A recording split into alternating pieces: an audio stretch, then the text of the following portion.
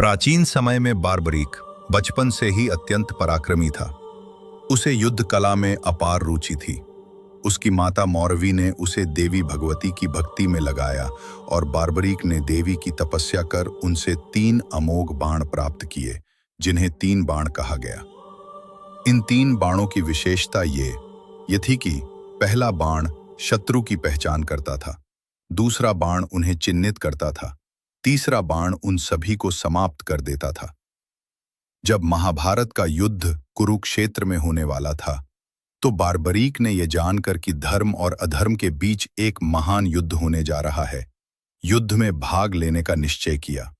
उसने अपनी माता से आज्ञा ली कि वो इस युद्ध में कमजोर पक्ष की ओर से लड़ेगा, क्योंकि उसकी नीतिकर्ता सोच थी कि बलवान पक्ष को सहायता की आवश्यकता नहीं होती। मां ने कहा, बेटा, युद्ध का निर्णय धर्म और अधर्म के बीच होगा, केवल वीरता नहीं चलेगी, नीति भी जरूरी है। फिर भी बार्बरीक चल पड़ा कुरुक्षेत्र की ओर। जैसे ही श्री कृष्ण को ज्ञात हुआ कि कोई 3 बाणधारी योद्धा युद्ध में भाग लेने आ रहा है, तो वे एक ब्राह्मण का रूप धरकर उसके मार्ग में आ गए।